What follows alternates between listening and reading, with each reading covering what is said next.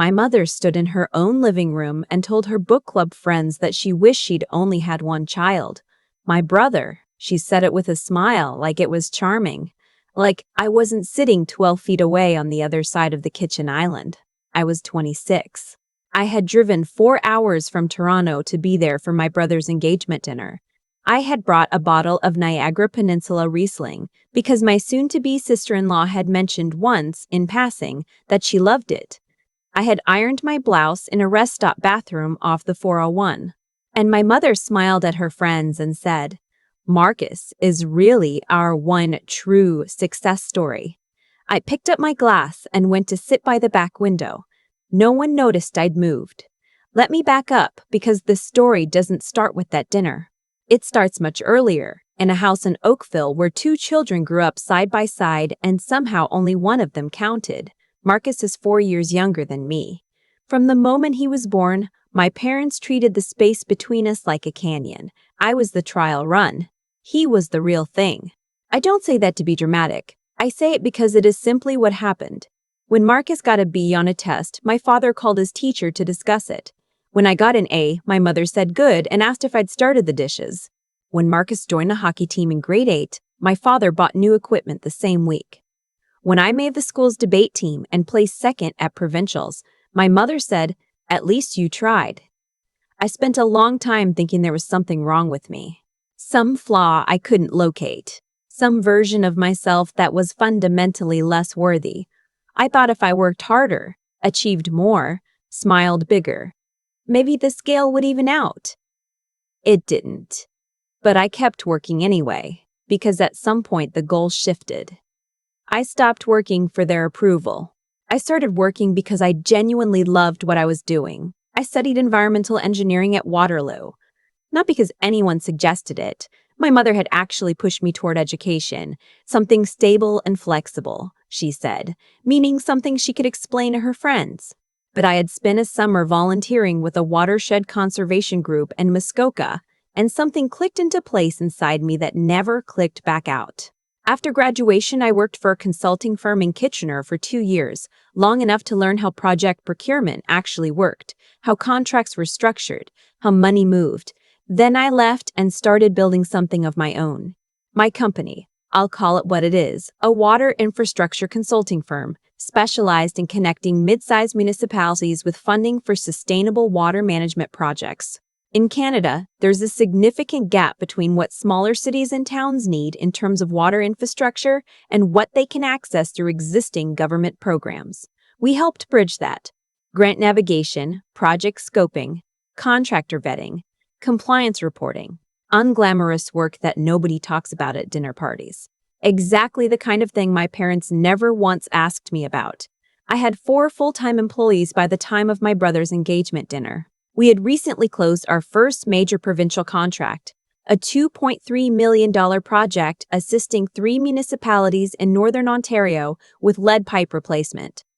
I had quietly, without announcement, built something real. My parents didn't know the details.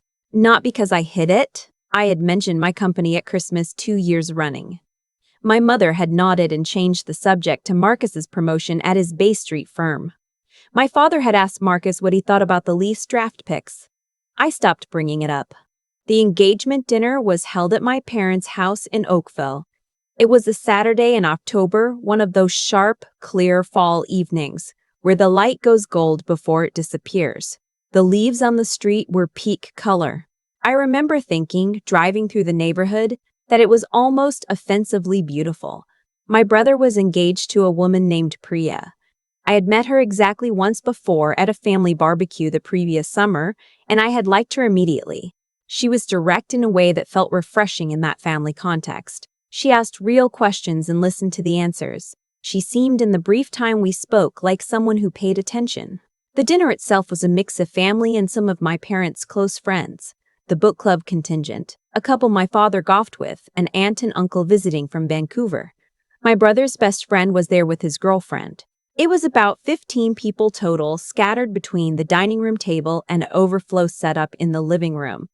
I was seated at the overflow table, not the dining room where Marcus and Priya sat with my parents and the couple from Vancouver. The overflow table in the living room with my father's golf buddy and his wife, and my aunt, who was lovely but hard of hearing and kept asking me to repeat myself.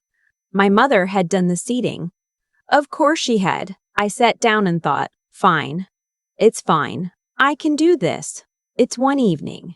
The food was catered, which was new. My mother used to cook for everything, but she'd discovered a Mississauga catering company the year before, and now used them for every gathering over 8 people. The food was good. A roasted squash soup, rack of lamb, roasted vegetables.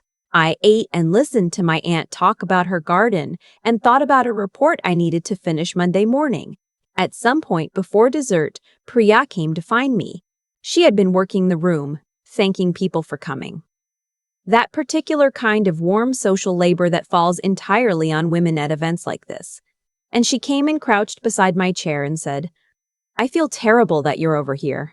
Marcus didn't see the seating until we arrived.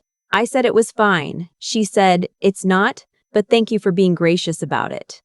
I looked at her. She looked back. We had, in that exchange, understood each other. She sat with me for a few minutes and we talked. She asked about my work. Actually asked, not the polite glancing version where you brace for the subject change. She asked what kind of projects we did, how the provincial procurement side worked, whether the new federal infrastructure funding had changed anything for smaller municipalities. I was honestly caught off guard. I started explaining and then stopped myself and said, "Wait, why do you know about federal infrastructure funding?" She smiled. "I'm a civil engineer. I work for a firm in Mississauga that does municipal water and wastewater projects. Have for 5 years. And then she looked at me. Actually looked at me, the way you look at someone when a piece of information just rearranged itself in your head, and said, "Hold on, what's your company called?" I told her. Her expression shifted. Not dramatically, but something moved behind her eyes. "That's you," she said. "You're the one who put together the Northern Ontario Lead Pipe Consortium?" I said yes. She sat back slightly. "We tried to get that contract," she said. "My director was furious we didn't. He talked about it for a month." She paused. "He said whoever built that bid package knew exactly what they were doing." I didn't know what to say, so I said thank you. "No," she said. "I mean, that was serious work. That wasn't a small thing. What happened next? I did not orchestrate." I want to be clear about that because I have replayed it many times and I know how it sounds, but I did not plan it. I would not have. That is not how I operate. Priya went back to the main table. The dessert came out, a butter tart assortment from a bakery in Burlington, which was a genuine highlight of the evening. People were moving around more freely by then, the formal dinner structure dissolving into the post-meal looseness where everyone finds a corner and settles in. My mother was holding court near the fireplace with 3 of her book club friends. I had been aware of this group for the past hour, aware in the way you are aware of a low-frequency noise you can't quite tune out. I had caught fragments. Marcus's name, his firm, a figure that I was fairly certain was his year-end bonus. I was getting my coat from the front closet. I was planning to say goodbye quietly, thank them for the dinner, and drive back to Toronto, when I heard my mother say, "We really are just so proud of everything he's built. Marcus has always been the ambitious one." I stopped. One of her friends, a woman I'd known since I was 9 years old, said, "And your daughter?" "What is she up to these days?" my mother said with a kind of airy indifference that I knew was practiced. "Oh, she does some sort of environmental consulting. Nothing too serious. She's always been more the steady type." I stood there with my hand on my coat. "The steady type," her friend repeated, and I could hear that she was being diplomatic, filling in the space. Before I could decide what to do, before I could even finish deciding whether I was going to say something or simply leave, Priya appeared beside me. I don't know if she heard it. I don't know if she had been following me or simply moving through the room. But she appeared and she looked toward my mother's group and she said in a completely natural conversational voice, "Oh, Mrs. I was just telling Marcus. Your daughter's company did the Northern Ontario Lead Pipe Project. We competed for that contract at my firm. It was one of the most technically sound bid packages we'd seen in years. The room didn't freeze. That's a thing people say, and it's almost never literally true. But there was a shift. The specific quality of sound in that room changed. My mother's friend turned toward me with a different expression than she'd had 30 seconds ago. My mother looked at Priya, then at me, then back at Priya. "I'm sorry," she said. "What project?" Priya explained, briefly and without any evident awareness that she was dismantling anything, exactly what the consortium project was, what it involved, what the contract value was. She mentioned the provincial partnership. She mentioned that my firm was developing a second proposal for a different region. My mother said, "I didn't realize it was that substantial." I said, "You never asked." I hadn't planned to say it. It came out quieter than I expected, without the sharpness I might have anticipated from myself. It was just the truth, stated plainly. Her friend looked between us. The other two women were very still. My father had drifted over at some point during Priya's explanation. He was standing slightly behind my mother, and I saw on his face something I genuinely had not seen directed at me before. Not pride, not yet, maybe not ever, but a species of recalibration, like he was revising a spreadsheet in real time and didn't know where the error had entered. Marcus was there too, a few feet behind Priya. I don't know when he'd arrived. He looked at me. I looked at him. He said quietly, "I didn't know about the project." I said, "I know." I mentioned the company. No one asked. Here is the thing about that moment that I've spent a lot of time sitting with. It would have been satisfying in a simple way to have said something cutting, to have itemized every dismissal, every redirected conversation, every dinner where Marcus's quarterly numbers were discussed with interest while my work was treated like a hobby I'd eventually outgrow. There was a version of that evening where I stood in my parents' living room and delivered a reckoning, and part of me had been rehearsing that version for years without knowing I was doing it. But when I was actually standing there, I found I didn't want it. Not because I was too generous or too evolved. I had built something I was genuinely proud of. I had 4 people who worked for me and trusted me with their livelihoods. I had municipalities in Northern Ontario that now had safer water. I had a proposal going out the following month. The thing I had built was real and it stood on its own, and it didn't need that room to recognize it in order to be real. I was 30 years old and I finally understood that I had stopped needing them to see me at some point in the past few years, and the only thing that evening confirmed was that I'd been right to. I got my coat. I said goodbye to Priya, who hugged me and made me promise to get coffee in the city. I said goodbye to my aunt and the golf couple and Marcus, who followed me to the door and stood there for a moment like he was trying to figure out what to say. He said, "I should have paid more attention." I said, "Yeah, I mean it." "I know," I said. "I believe you." I drove back to Toronto on the 403 to the QEW. It was fully dark by then, the highway lights making long orange lines in the wet pavement. I had a thermos of coffee from my parents' kitchen. I poured it quietly before anyone noticed, and I drank it one-handed and listened to the radio and thought about the proposal I needed to finish. My phone buzzed somewhere around Milton. I didn't check it until I stopped for gas in Mississauga. It was Marcus. It said, "I talked to Mom and Dad. I told them they owe you an apology, an actual one. I'm sorry it took this long for me to say that." I read it twice. I put my phone in my pocket and finished pumping gas and got back on the highway. I didn't know yet what my parents would or wouldn't do with that. Some things take time and some things don't happen at all, and I had made a kind of peace with that uncertainty. What I knew was that my company's second proposal was due in 6 weeks, and I had a meeting Monday with a municipality in northwestern Ontario that was dealing with aging water mains and had no idea where to start. That was enough. That was, in fact, more than enough.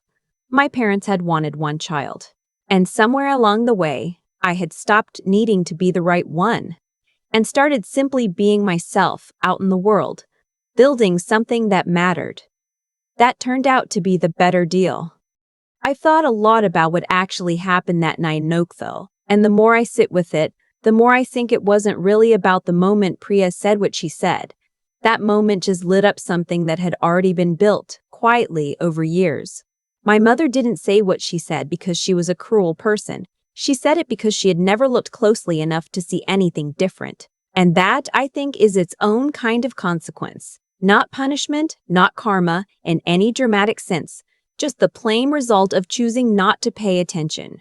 When you decide early on what someone is worth and stop updating that assessment, you don't just miss who they become.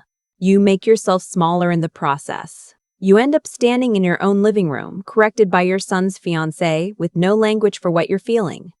That's how it tends to work. The choices we make about how we treat people don't disappear. They accumulate. They show up eventually, in one room or another. What I keep coming back to, though, is not my mother's moment. It's my own.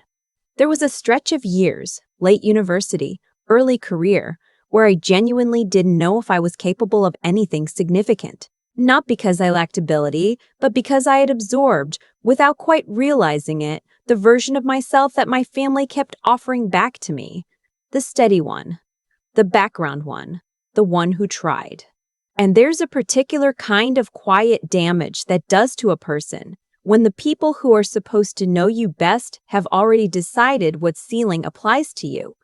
The thing that changed it wasn't a single event. It was making a decision, slowly and imperfectly, to act from my own judgment rather than waiting for theirs. To take the Muskoka volunteer placement seriously when it felt meaningful, even though no one in my family understood why. To leave the consulting firm when I knew I'd learned what I needed. To build something real and not announce it. Not because I was hiding, but because I had stopped needing the announcement to make it feel real. That's what I'd call honest intelligence. Not book smarts, not credentials, but the willingness to actually look at your own life clearly. To see what matters and what doesn't. To stop mistaking other people's disinterest for evidence about your own worth. And the staying with it through the years when nothing was visible yet, when the company was 4 people and a provincial contract and a lot of early mornings that wasn't heroic. It was just choosing repeatedly not to quit. Choosing to keep going because the work itself was worth doing regardless of who was watching. Marcus texted me that night. I believe he meant it. I believe he meant it. I believe something shifted for him. But I also know that the shift in me had happened much earlier, on a highway somewhere outside Kitchener, when I realized I was building something I was proud of, whether or not anyone in that house ever knew about it. That's the version of the story I want to hold on to. Not the room going quiet. Not my mother without words. Just me, driving home on the QEW with a thermos of coffee, thinking about Monday's meeting already somewhere they weren't.